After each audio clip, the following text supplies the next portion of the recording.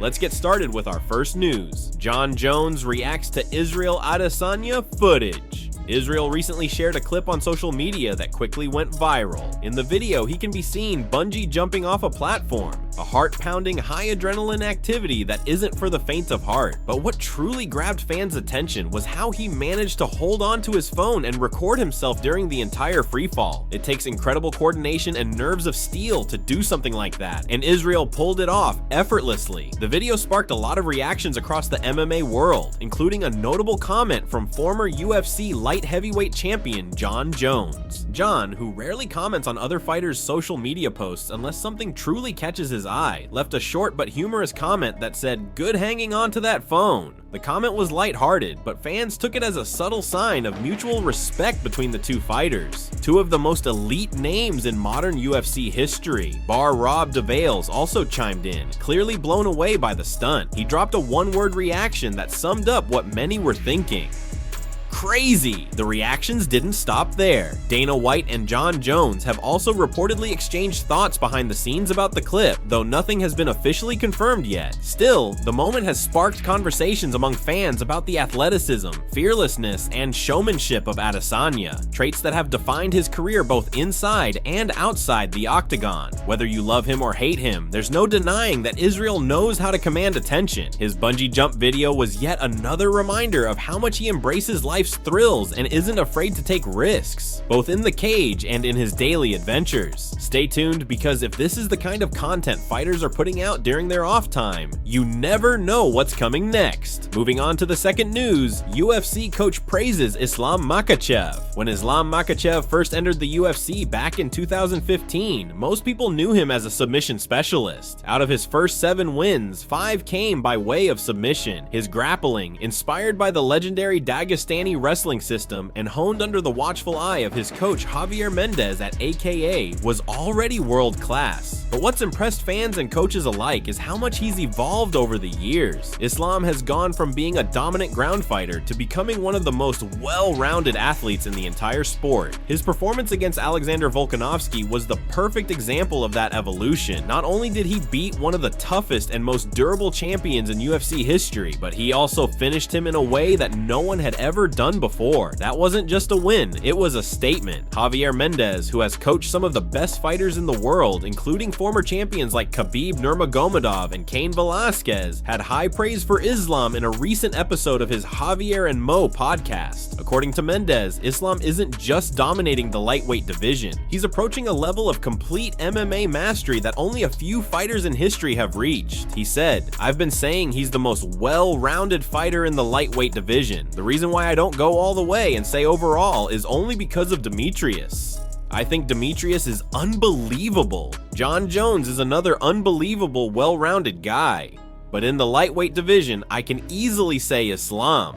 But to say over everybody, you know, there's 2 guys in contention for that title, Jon Jones and Demetrius. Having Islam in that category is unbelievable. At the rate he's going, if he continues, he could very well end up becoming the GOAT. That's some serious praise coming from a coach who has seen greatness up close." As for what's next for Islam Makhachev, there's still some mystery surrounding his next opponent. What we do know, according to recent reports, is that Islam has already started his training camp. That strongly suggests that an official fight announcement could be right around the corner, not possibly within the next couple of weeks. The big question on everyone's mind is whether Islam will defend his lightweight title, possibly against the undefeated featherweight champion Ilia Topuria, or if he'll take the leap to 170 pounds and challenge for welterweight gold. Both options are incredibly exciting and would solidify his legacy even further, depending on the outcome. One thing is clear, Islam Makhachev's journey is far from over. In fact, it looks like it's only just getting started. Moving on to more news, Renier de Ridder believes Dricus du Plessis has the edge over Khamzat Chimaev. There's a lot of buzz surrounding the upcoming middleweight title fight, which is expected to feature Dricus du Plessis defending his belt against the undefeated wrecking machine, Khamzat Chimaev. While the fight hasn't been officially announced by the UFC yet, Drakkar' coach recently revealed that it's basically a done deal. According to him, they're just waiting for the final contract to come through from the promotion. Now, Reinier de Ridder, a 2-division champion in one championship and one of the most technically sound grapplers in MMA, recently shared his perspective on this high-stakes matchup. What makes de Ridder's opinion particularly interesting is the fact that he has trained with both fighters in the past. He's seen their skills up close and personal, which gives his take more weight than your average analyst. In an interview with MMA Junkie, de Ridder broke down why he thinks Drakkar might have the upper hand going into this fight. He said, "I've trained a bit with both of those guys. It's an interesting matchup. It's a good one. But looking at the way Drakkar has been fighting guys, the way he's been finishing guys over the last couple of years, and if you look at Khamzat's fights, I think this must be in Drakkar's favor. He's a monster with everything he throws. He's very, very game. He keeps going for 5 rounds. I don't see Khamzat getting him out of there quickly. I don't see Khamzat shooting, getting back to his feet right away like he did in the last one. I might be wrong, but I feel Drakkar should have the better odds in this one." Those are strong words, especially when you consider the aura Khamzat has built around himself. Chimaev is known for ragdolling opponents with ease, overwhelming them with pressure and finishing fights quickly. But de Ridder seems to believe that against someone as tough, durable, and relentless as Drakkar, that style might not be enough. Drakkar has proven he can go deep into fights and maintain a high pace. He's known for his awkward yet effective striking style, insane cardio, and most importantly, his ability to stay composed under fire. He's not afraid to take a few shots in order to land his own, and once he gets momentum, he becomes extremely difficult to stop.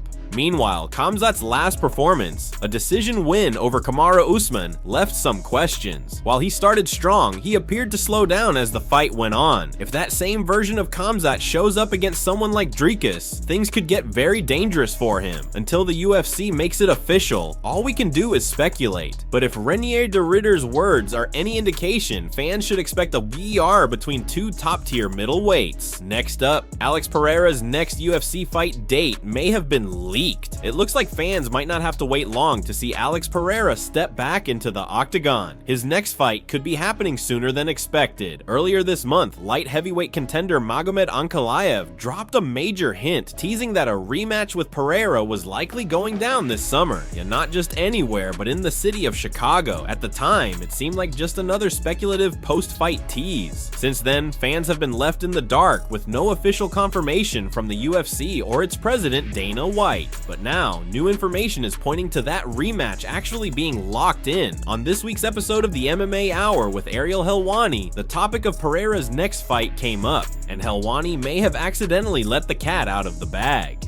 While discussing Pereira's activity level and his willingness to fight frequently, Helwani casually said Alex fought in October, then came back in March, and he's probably going to fight again in August. Now, if you connect the dots, Pereira fought in October against Jiri Prochazka, then in March at UFC 299. A fight in August fits his current pattern of staying active, and the fact that Helwani mentioned August aligns perfectly with what Ankalaev hinted at just weeks ago. If this is true, the rematch would most likely headline UFC 319, the August pay-per-view event that's reportedly taking place in Chicago, while the UFC has yet to officially reveal the main event for UFC 317 in July. It's not unusual for them to hold off on announcements until the timing is right, but fans are already getting hyped at the idea of seeing Pereira and Ankalaev face off once again, this time with even more on the line. The last time these two met, things didn't go well for Pereira. He suffered a tough loss and dropped his title in the process. That alone is motivation for him to get back in there and run it back with a vengeance. Pereira is not the type to sit around waiting. He's known for staying busy, jumping weight classes, and chasing legacy fights. And now, if this rematch is really set for August, fans can expect fireworks. Pereira's striking versus Ankalaev's calculated pressure and power. It's a classic clash of styles with high stakes. Until we get official confirmation from Dana White and the UFC, nothing is set in stone. But with Helwani's remarks and Ankalaev's earlier tease, it seems like UFC 319 in Chicago might just feature one of the most anticipated rematches in the light heavyweight division. Stay tuned, because this one is heating up fast.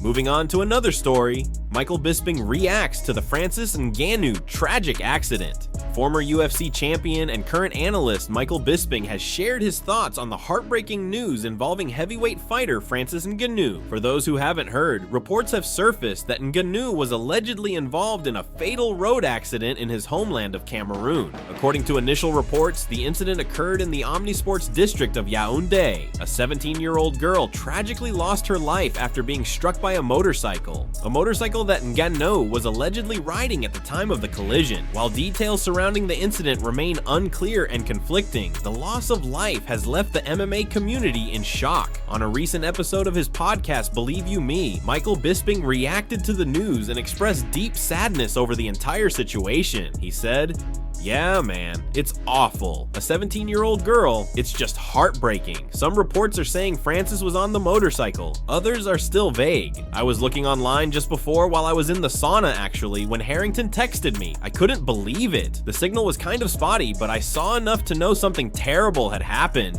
Bisping continued, "You gotta remember, Francis is already going through so much. Not too long ago, he lost his son. And now this. There's been a lot of tragedy surrounding him lately. It's an awful situation, man. He's a good guy. A genuinely good guy. You could tell he did everything he could to help that girl." He added, "This kind of thing, it can break you. Having to live with something like that for the rest of your life. It's heavy. I believe his son passed away about a year ago. His son was just a baby, so first he loses his child, and now this." Bisping then shared a personal story to emphasize how dangerous motorcycles can be. "I was talking to someone at my house recently. He came over to give me some neck treatment. His son is 16 and he just got him a motorcycle. And I told him, man, motorcycles, they're just death traps. I've never been a rider myself. They're fast, sure, and some people love the thrill, but they're unforgiving when things go wrong." The MMA world is still waiting for official clarification from Francis Ngannou or his team regarding the accident. Until more information is confirmed, the situation remains delicate and painful, not just for Ngannou, but for the family of the young girl who lost her life. Regardless of what the final reports say, it's clear this is a devastating moment for everyone involved. And as Bisping pointed out, it's a reminder of how quickly life can change, and how even the toughest fighters are still human beings dealing with unimaginable loss and pain. Let's move on. UFC 317 main event gets leaked by insider. Last week, insider Chael Sonnen shook up the MMA community when he claimed that a Jon Jones versus Tom Aspinall fight was nearly a done deal. But just a few days later, he shifted gears and suggested that Aspinall would instead be fighting Ciryl Gane. At the time, many fans were skeptical of the update, questioning whether this would actually be the direction the UFC would take. But now, the rumors surrounding this potential matchup have gained more traction, as UFC analyst Dean Thomas is breathing new life into the speculation. During a recent appearance on the Bonfire podcast, Thomas shared his thoughts on UFC 317's potential headliner. He confidently stated that he believes Aspinall will defend the interim heavyweight title against Ciryl Gane, despite the fact that Aspinall has already defended the interim belt once before. His remarks have further fueled the debate about the future of the heavyweight division. When asked about his prediction for the UFC 317 main event, Thomas replied, "If I had to put my money on it, I think they convinced Tom Aspinall to fight Ciryl Gane. I think that's the one that's being finalized. We're a couple of months out, and I think they'll throw a number at Tom. He'll say, 'All right, I'll fight,' and they'll throw a number at Ciryl that he can't refuse. It might not be ideal, but he'll have to take it." This revelation comes after a period of uncertainty regarding the UFC's plans for the heavyweight division. Initially, there was hope for a massive title unification bout between Jon Jones and Tom Aspinall at UFC 317. However, reports surfaced that Jones was pushing for a 6-month training camp in order to prepare for a fight against Aspinall, which raised eyebrows in the MMA community. Many began to question whether Jones was genuinely interested in taking the fight or whether he was simply dragging out the process. From Thomas's perspective, Jones has had plenty of time to prepare for this showdown. In fact, Thomas believes Jones is starting to appear as though he strings the MMA community along with his constant delays. He says he needs more time to prepare. I mean, it's not like he didn't know about this for the last 2 years, Thomas said. "We all knew about this before the Stipe fight. He knew he'd eventually have to fight Aspinall. The more time that passes, the more I think Jon is just pulling us along and may never take this fight." The comments sparked strong reactions from prominent figures in the MMA world. Luke Thomas, a respected analyst, expressed his disbelief on social media, saying, "Unbelievable. I think Dean is telling the truth as best he understands it, but this situation is unreal." Meanwhile, Sportsnet's Aaron Bronstetter chimed in saying, "If this ends up being the case, and it's for the undisputed title because Jon needs more time to decide, then this is a problem. Aspinall has been left hanging for too long. Let the division move on." With all the uncertainty surrounding Jon Jones and UFC 317, the big question remains, what will happen next? As reports have also mentioned, Jones has been busy filming movies, making it even more likely that this matchup may be delayed further. As for UFC 317, if the promotion does end up moving forward with Tom Aspinall defending his interim belt against Cyril Gane, it's clear that fans will be split on their excitement. While the fight is undoubtedly an intriguing one, many are still holding out hope for the Jones versus Aspinall title unification clash. Would you be excited to see Aspinall versus Gane as the headliner for UFC 317? Let us know your thoughts in the comments below.